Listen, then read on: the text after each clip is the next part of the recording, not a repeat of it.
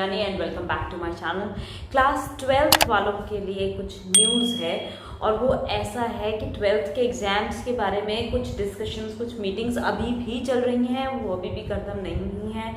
हमारे defence minister, हमारी स्मृति ईरानी जी, हमारे prime minister, respected prime minister और इन सब के साथ में हमारे एजुकेशन मिनिस्टर की मीटिंग चल रही है, जिसमें ये सुनने में आ रहा है कि ऐसा कुछ होने के चांसेस हैं कि जो मेन जैसे 174 सब्जेक्ट्स सीबीएसई की लिस्ट के अंदर में, उसमें से उन्होंने अभी तक ये सोचा था कि जो मेन 20 सब्जेक्ट्स हैं, जिनमें से कुछ सब्जेक्ट्स ये हैं which you can see physics, chemistry, maths, bio, history, political science, business studies, geography, accountancy, economics and English.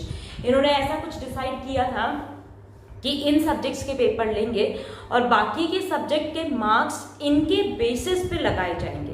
ठीक है, तो आप लोगों के लिए जो डाउट्स हो रहे हैं कि भाई एग्जाम का क्या होगा क्या नहीं होगा, अगर एग्जाम हुए तो ऐसे कुछ होंगे।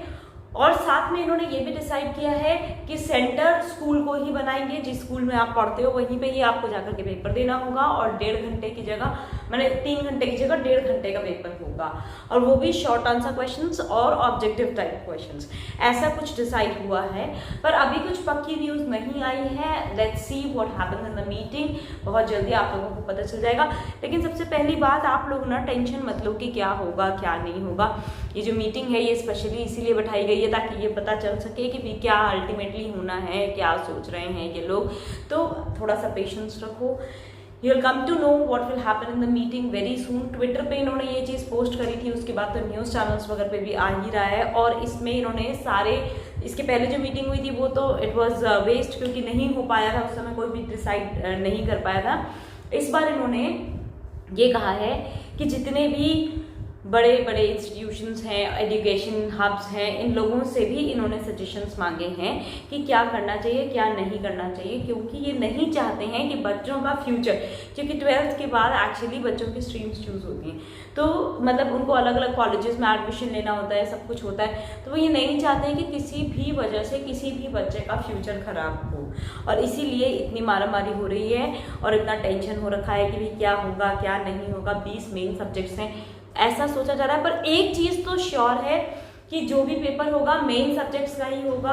और उसके अलावा जो दूसरे हमारे सब्जेक्ट्स होते हैं, जैसे या तो 5 या 6 सब्जेक्ट्स चूज करने होते हैं, उसमें जो मेन पेपर है, फॉर एग्जांपल कॉमर्स वालों का है अकाउंटेंसी, इकोनॉमिक्स, बीएससी और इंग्लिश, तो ये जो 4 मेन सब्जेक्ट्स है इनका एग्जाम होगा। और जो आपका ऑप्शनल सब्जेक्ट चूज करते हो उसका एग्जाम नहीं होगा।